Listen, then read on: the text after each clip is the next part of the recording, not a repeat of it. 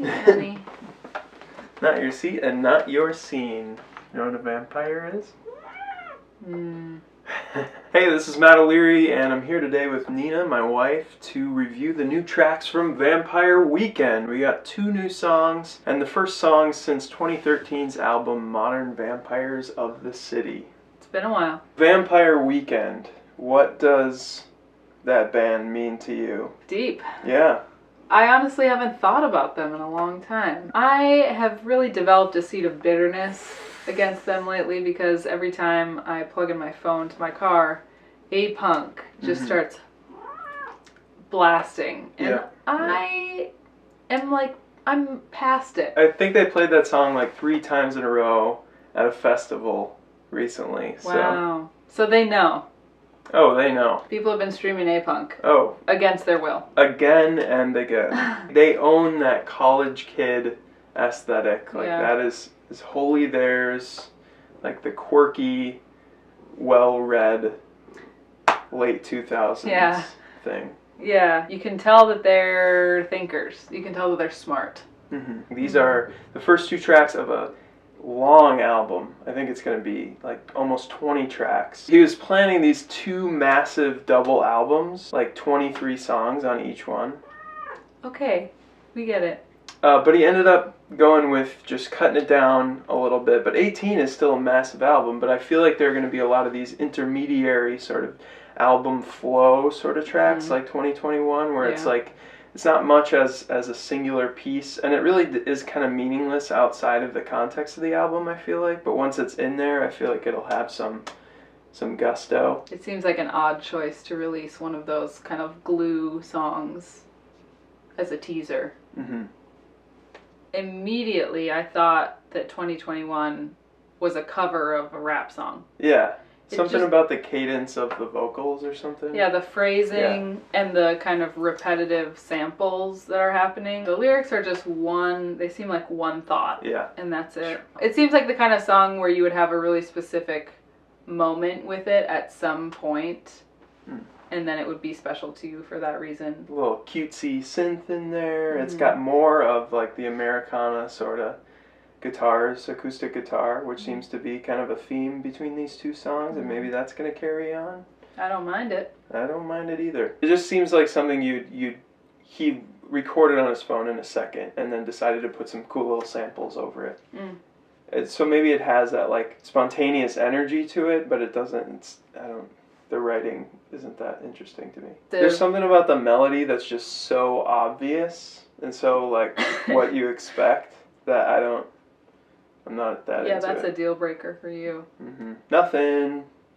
Big old nothing burger on that one. Okay, that's rude, but I'll let it go. All right, so the real deal here is Harmony Hall. Yeah. This song is a jam. It's a party jam. Party jam. That chord progression, the beat, the drums sound like 90s, like. This is a classic situation where it's a song in a major key, but the lyrics are not happy. Well, I feel like that's just kind of all of Vampire Weekend. It's not something anymore that I'm like, whoa. Like the juxtaposition of that isn't like... Yeah, it's kind of like, okay, so it's one of those. Yeah, his voice is so juvenile, has such a boyish charm to it. Yeah. And the music has always been pretty peppy and quirky kind and manic. fun. Yeah, but it's dark at the same time and has like just a really reflective, esoteric I think the lyrics are twist thoughtful. to it. I feel like the lyrics have always been thoughtful. And there's that like pit of snakes line or something. The place you thought was dignified. Pretty cool. Yeah. I like that. That makes my old noggin take a second look. You gotta have some snakes in there. There's plenty of biblical references and like just little touches and moments throughout their albums, but especially on Modern Vampires of the City. And then I love how it's kind of carrying forward into this one. Name of the album used to be, I think it was a working title, was Mitsubishi Macchiato. For this new album? For this new album. No longer. Now it is Thank God. Father of the Bride, which is again so biblical, you know? Love that. Like, I will happily put that on a playlist, and I will not skip it when it comes on the shuffle. Yeah. They have that classic Vampire Weekend choral. It seems like they, like, I mean, I guess on any little keyboard you can make the keys sound like a little choir. So they've got those going on in the background. Roll.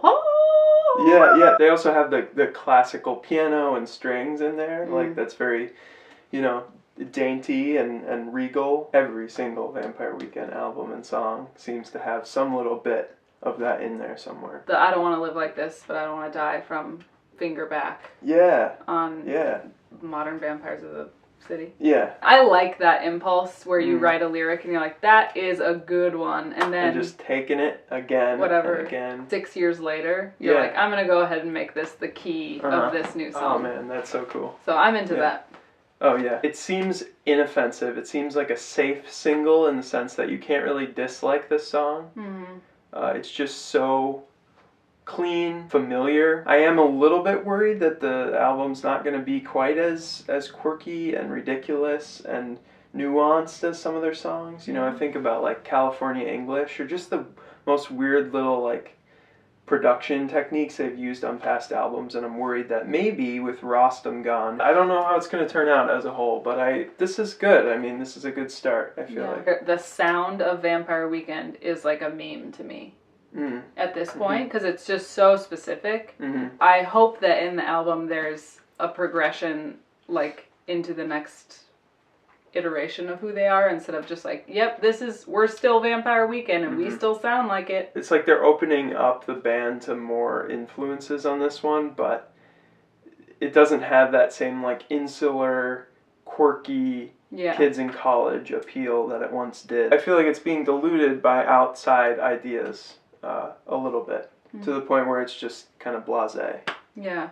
I mean, all that to say, I think it's a darn good little song. Darn good. And I enjoy it. Good start. So Vamp. I'm having a nice time with it. Me too. Having a nice time. I'm not fighting it. I'm not getting cynical. No. I'm not critiquing it too hard. Just enjoying it. That like Lisa Simpson meme. You did a bad thing.